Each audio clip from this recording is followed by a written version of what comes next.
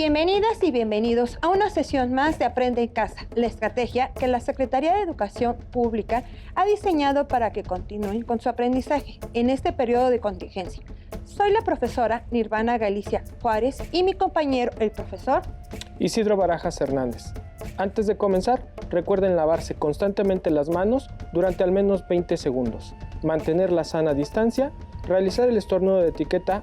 Al salir de casa no olviden su cubrebocas, porque al cuidarnos a nosotros mismos, cuidamos a los demás. ¿Están listas y listos? Pues comencemos. Para esta sesión trabajaremos la construcción de una línea del tiempo, del bloque 1 del clásico temprano. Les pedimos que ustedes también la vayan realizando en su cuaderno o en hojas blancas. En la línea del tiempo iremos colocando imágenes de las diferentes culturas del clásico, para que les sea más fácil identificarlas. Esperemos que al finalizar la sesión logremos el propósito de hoy, que es recordar que Teotihuacán y Monte Albán son las ciudades representativas del periodo clásico, así como sus principales características, actividades económicas, políticas, sociales y culturales. El clásico temprano abarca del año 200 al 650 de nuestra era, aproximadamente. Y las principales ciudades que florecieron en este periodo fueron Teotihuacán en el actual Estado de México. Esta llegó a convertirse en la más importante, Monte Albán en Oaxaca, Huachimontones en el Estado de Jalisco y La Quemada en el actual Estado de Zacatecas. Recordemos que el periodo clásico representa la etapa en la que las artes, la arquitectura y el urbanismo tuvieron una mayor complejidad en Mesoamérica. Iniciemos con la cultura más poderosa del clásico, que es Teotihuacán. Profesora Nirvana, ¿sabes cuál es el periodo cronológico de esta cultura? Sí, profesor. Su etapa de mayor esplendor abarcó del año 300 al 600 de nuestra era. Alcanzó una extensión de aproximadamente 20 kilómetros cuadrados y casi 150,000 habitantes. Era una ciudad que también albergaba a personas provenientes de Oaxaca, el Golfo y otros lugares. Y díganos, profesor, ¿qué actividades económicas tenían? Se dedicaron principalmente a la agricultura y el comercio. Además, contaban con los tributos como otra actividad de tipo económico. También para los teotihuacanos, el recurso mineral más importante de la economía de la época fue la obsidiana, una piedra volcánica. Con ella elaboraban toda clase de utensilios y muchos objetos. Los gobernantes de Teotihuacán controlaban la producción y el comercio de obsidiana, y gracias a ello extendieron sus dominios a muchos lugares. Con la creación del corredor teotihuacano, lograron extender el intercambio de este mineral en regiones de Puebla, Tlaxcala, Veracruz, Morelos, Valle de Toluca, Tula, incluso hasta el Valle de Oaxaca y Guatemala. Los teotihuacanos trabajaban otros minerales como el basalto, la arenisca y el pedernal. Con ellos elaboraban instrumentos como raspadores, puntas, metates, molcajetes, machacadores. Durante el clásico existieron cambios radicales en la Cuenca de México. Los teotihuacanos practicaban el barbecho, técnica extensiva que consistía en el corte y quema de la hierba para abonar la tierra. También se ha sugerido la práctica de irrigación por inundación, desviando el agua de las barrancas por medio de pequeñas represas. En agricultura, los teotihuacanos eran cultivadores de maíz, frijol, calabaza, algodón y otros productos. Para ello utilizaron el sistema de desmonte y terrazas de cultivo. Para poder llevar a cabo este tipo de agricultura, construyeron canales que servían para encauzar las aguas. Las terrazas estaban construidas en las laderas de los montes y tuvieron gran utilidad, pues este sistema permitió la humedad del subsuelo. El trazo y la organización de la ciudad muestran una cuidadosa planificación y una fuerte relación con creencias míticas y religiosas. Sabemos que en Teotihuacán había una marcada jerarquía social. La organización política de Teotihuacán fue de tipo teocrático. Los sacerdotes dirigían el Estado. Fue una gran ciudad, de las más grandes del mundo preindustrial, con barrios multiétnicos en el anillo central. Después del año 600 de nuestra era, Teotihuacán fue abandonada y destruida. Sin embargo, los sobrevivientes se dispersaron por toda Mesoamérica y llevaron sus costumbres y tradiciones hacia los lugares donde se desplazaron. Actualmente, el sitio arqueológico de Teotihuacán constituye una parte esencial del patrimonio cultural de México y de la humanidad, por sus valores históricos, culturales y educativos. No solo es el sitio arqueológico más visitado en México, sino que ha consolidado como un destino turístico internacional. Para continuar con el reforzamiento, veamos el siguiente video sobre la ciudad de Teotihuacán. Adelante. A unos 50 kilómetros al norte de la Ciudad de México, se alzan los vestigios de una de las ciudades sagradas más importantes de la antigua Mesoamérica, Teotihuacán. Una urbe poderosa que extendió su influencia cultural, religiosa y comercial mucho más allá de sus fronteras.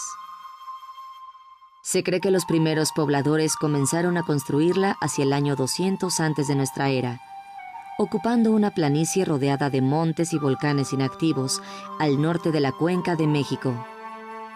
Los siglos siguientes fueron de continuo crecimiento. Entre el 250 y el 650 alcanzó su máximo florecimiento y su arquitectura adquirió proporciones monumentales. Las exploraciones arqueológicas permitieron observar que la ciudad estuvo dividida en 4 cuadrantes, orientados hacia los 4 puntos cardinales. Se cree que existieron más de 2.000 conjuntos habitacionales en donde residía la mayor parte de la población. El eje principal del trazo urbano es una ancha calle conocida como Calzada de los Muertos, de casi 4 kilómetros de longitud.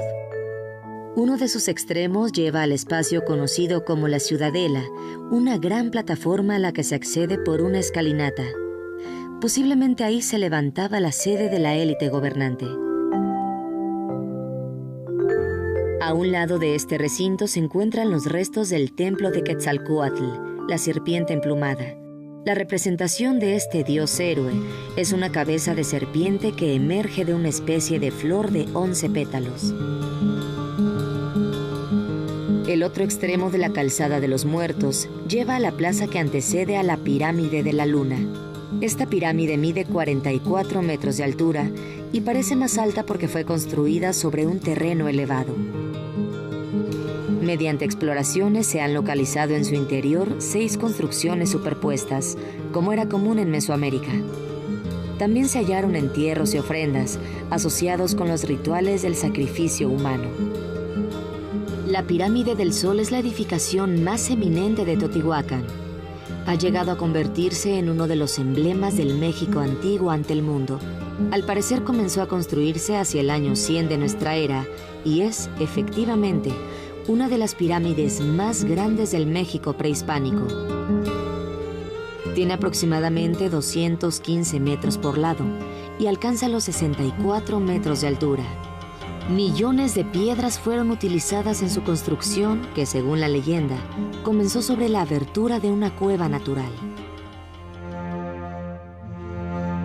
Actualmente ya no es posible apreciar el colorido que cubrió en su totalidad la gran ciudad, pero permanecen espléndidas muestras de la pintura mural en muchos edificios importantes y en los barrios habitacionales de Tepantitla y de Atetelco. Entre el año 650 y el 700 después de Cristo, por razones que no han podido establecerse con seguridad, la urbe decayó y fue abandonada. El nombre de Teotihuacán le fue dado mucho después de su decadencia. En lengua náhuatl significa lugar donde los hombres se convierten en dioses.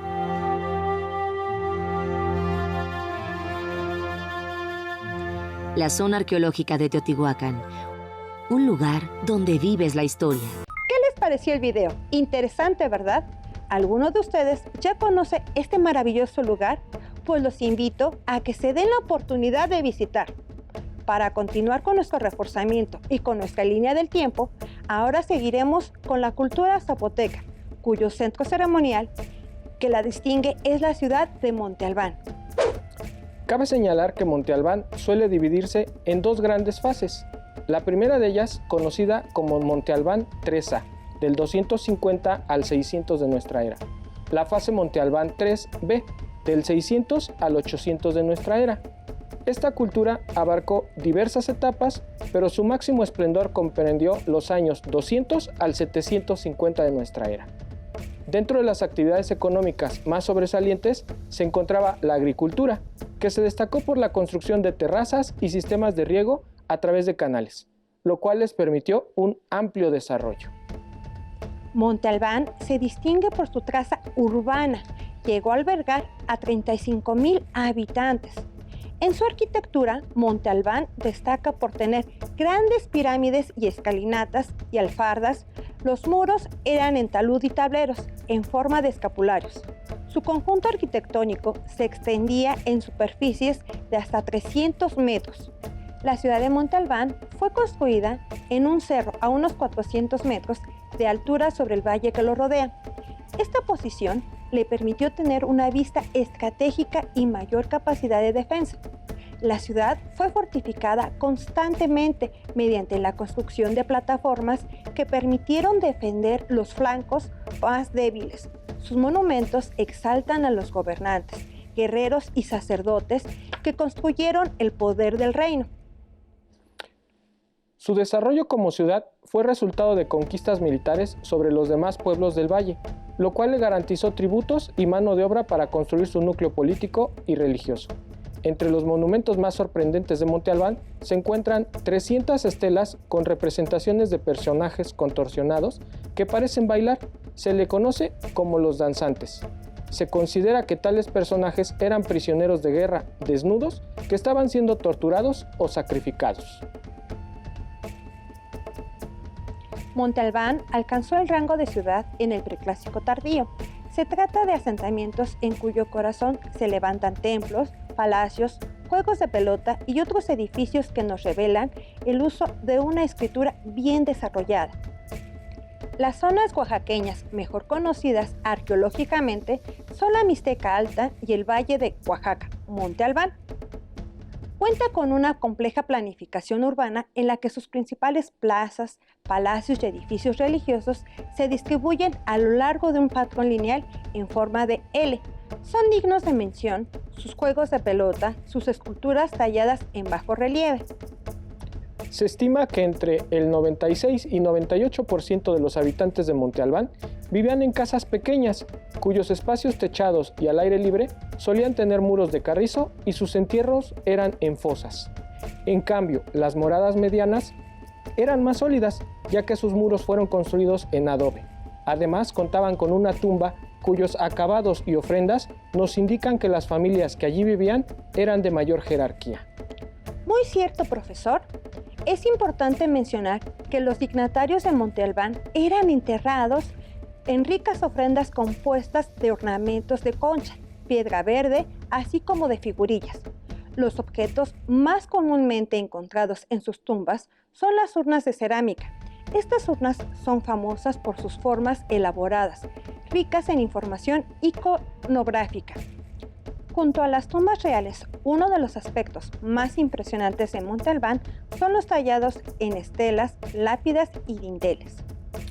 Una de sus creencias más importantes era que los antepasados podían actuar como mediadores entre los vivos y los dioses. Por lo tanto, los ritos mortuorios eran importantes. Los muertos eran enterrados lujosamente ataviados y las tumbas eran visitadas con frecuencia. El culto a los ancestros fue uno de los sustentos del poder dinástico. La guerra fue quizá una actividad más importante y los valores guerreros, junto con su elaborado sistema religioso que exaltaba la veneración de los ancestros, fueron los pilares de la sociedad zapoteca. La expansión y el carácter bélico de los zapotecas quedaron plasmados en los diversos monumentos de la plaza principal, donde representaron los cuerpos mutilados de sus enemigos y grabaron las fechas de sus hazañas o los nombres de los cautivos. Al igual que la mayoría de las ciudades mesoamericanas del periodo clásico, Monte Albán fue abandonada hacia el año 800 de nuestra era, pero continuó siendo un lugar sagrado para otros pueblos de Oaxaca, como los mixtecas. Los mixtecas llegaron al Valle de Oaxaca hacia el año 1000 de nuestra era y establecieron alianzas con los herederos de la cultura zapoteca. Para observar parte de esta cultura, veamos el siguiente video de Monte Albán.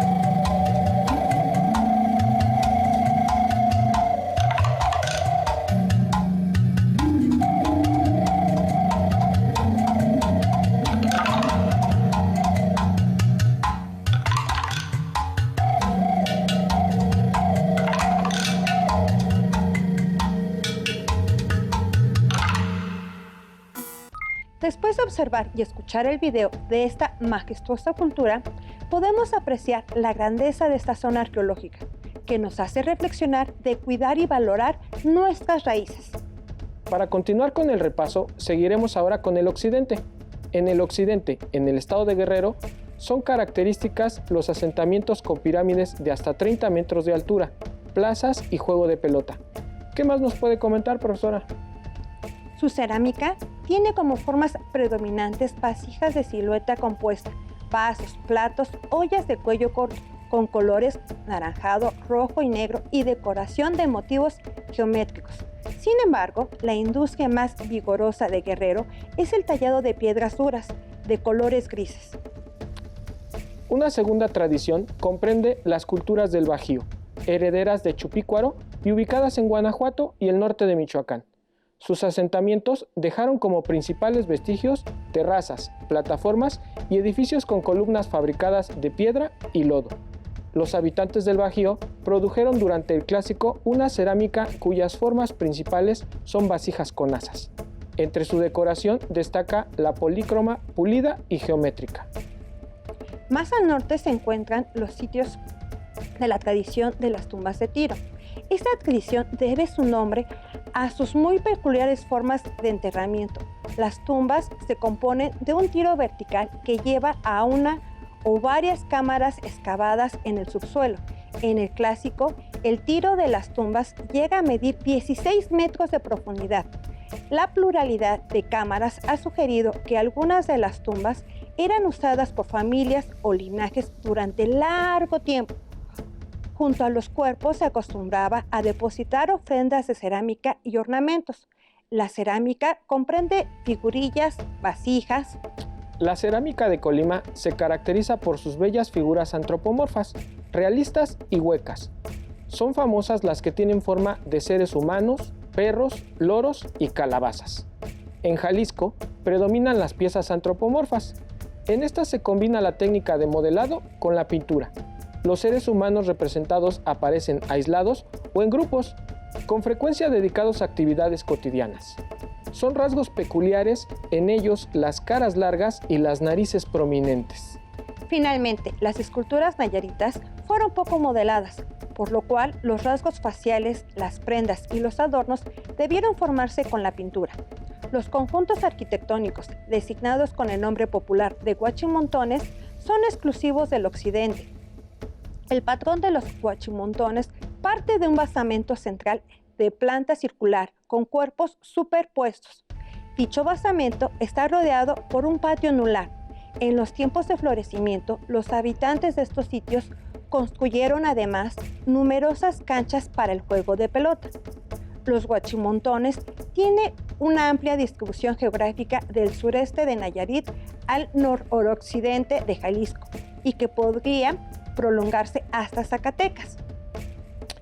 Como recordarás, en el norte se encuentra el desarrollo de la cultura chalchihuites, de la que destacan por su importancia las ciudades de La Quemada, El Teul y Altavista, todas ubicadas en el territorio de Zacatecas.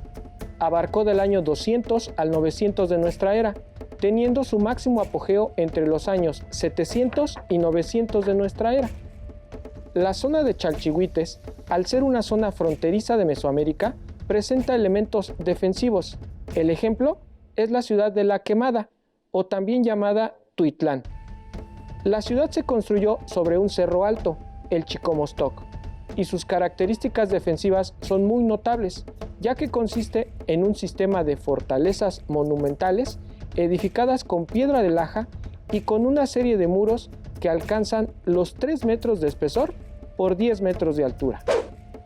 Dentro de sus actividades económicas destaca la explotación y comercio de piedras semipreciosas de color verde azuloso, la turquesa. Este material fue trabajado en esta zona y se realizaba su intercambio en diferentes regiones dentro de Mesoamérica y fuera de ella. Para concluir esta recapitulación, te invitamos a ver el siguiente video. ¡Vamos! El periodo clásico representa la etapa en la que las artes, el urbanismo y la arquitectura tuvieron una mayor complejidad en Mesoamérica. Este periodo se divide en clásico temprano y tardío. Veamos una aproximación al clásico temprano. ¿Sabes cuáles fueron y cómo eran sus principales ciudades? Te invito a conocerlas. El periodo clásico es un momento cumbre en Mesoamérica, caracterizado por el incremento de poblaciones urbanas, una mayor división y especialización del trabajo, el desarrollo en la producción de bienes especializados y la ampliación de redes comerciales, la conformación de la sociedad multiétnica organizada en grupos sociales, el desarrollo de las matemáticas, la astronomía y los sistemas calendáricos, la construcción de obras arquitectónicas y urbanísticas monumentales, y el fortalecimiento de la representación artística de diversas deidades. A continuación, conoceremos algunas de las principales ciudades mesoamericanas que florecieron en el Clásico temprano. En el área cultural central de Mesoamérica, se fundó la ciudad de Teotihuacán en el siglo I antes de nuestra era y fue abandonada en el año 650 de nuestra era. Teotihuacán llegó a convertirse en la ciudad más importante e influyente de esa área, debido principalmente a la especialización del trabajo, al control de recursos y a la ampliación de sus redes comerciales. Esto le permitió formar artesanos especializados en la talla de obsidiana y mantener un intercambio comercial y cultural que se extendió hasta Guatemala. Su grandeza también se muestra en los edificios monumentales en torno a la Calzada de los Muertos, como la Pirámide de la Luna y del Sol, así como del Templo de Quetzalcóatl. Contaba con conjuntos habitacionales y barrios bien delimitados, con sistemas de drenaje, control de agua y talleres de producción de objetos de obsidiana, pedernal y cerámica. En su momento de mayor esplendor, albergó a más de 150,000 habitantes de múltiples lenguas y culturas. En el Clásico temprano, floreció la ciudad zapoteca de Monte Albán, que pertenece al área cultural de Oaxaca. Se fundó en la cima de un cerro y dominó la región a partir del siglo V antes de nuestra era. Tuvo una población de entre 15,000 y 30,000 habitantes, organizada en 15 barrios alrededor de los templos, edificios públicos, juegos de pelota y residencias del grupo gobernante. Destaca el Templo de los Danzantes, nombrado así por las figuras esculpidas en las lápidas que lo cubren. Logró su expansión mediante la conquista militar. En el área cultural de Occidente, destacan los conjuntos arquitectónicos conocidos como huachimontones. En este lugar se desarrolló la cultura Teuchitlán, aproximadamente desde el año 300 antes de nuestra era hasta el año 700 de nuestra era. Su arquitectura se caracteriza por las estructuras cónicas de varios cuerpos dedicadas a sus dioses, alrededor de las cuales se construyeron plataformas rectangulares. El centro ceremonial era el núcleo del asentamiento. Contaba con 2 juegos de pelota. Destaca la estructura llamada el asquelite. La cultura se especializó en las artesanías y esculturas de obsidiana. Otra ciudad de este periodo es La Quemada, en el área cultural del norte, en el actual estado de Zacatecas. Esta ciudad se desarrolló entre los años 350 y 1150 de nuestra era. Funcionó como centro ceremonial, habitacional y de defensa. De esta ciudad destacan las estructuras de la Ciudadela, el Salón de las Columnas y el Juego de Pelota, el más grande del área cultural del norte. Este asentamiento sirvió como centro económico y ruta entre ciudades. Se encargó del comercio de turquesa, obsidiana, sal y plumas. El periodo clásico temprano en Mesoamérica se caracterizó por el intercambio económico y cultural, así como por el desarrollo de los centros urbanos en los ámbitos políticos, arquitectónicos y sociales. Las ciudades fueron sede de las decisiones políticas y de las principales actividades religiosas. Te invito a investigar más del tema. Hemos llegado al final. Esperemos que los temas revisados les hayan servido para entender mejor el periodo del Clásico temprano. Para terminar, los invito a que parte de su reto sea concluir la línea del tiempo.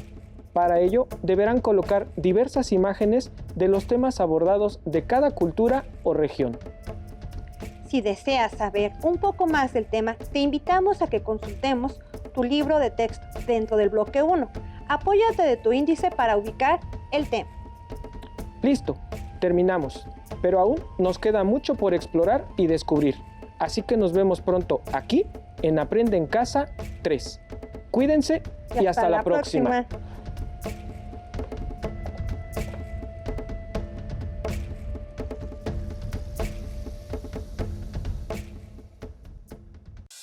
Si tienes dudas o necesitas ayuda, llama al Centro de Apoyo Pedagógico a Distancia. El número de teléfono para secundaria es el 55 36 01 71 23. Si requieres consultar los libros de texto en versión digital, recuerda que los puedes encontrar en la página conalitec.cep.gov.mx. Y recuerda que también cuentas con el sitio aprendeencasa.cep.gov.mx, en donde podrás ver nuevamente los videos de los programas y además encontrarás actividades para fortalecer tus aprendizajes. También te invitamos a que consultes la plataforma nuevaescuelamexicana.cep.gov.mx.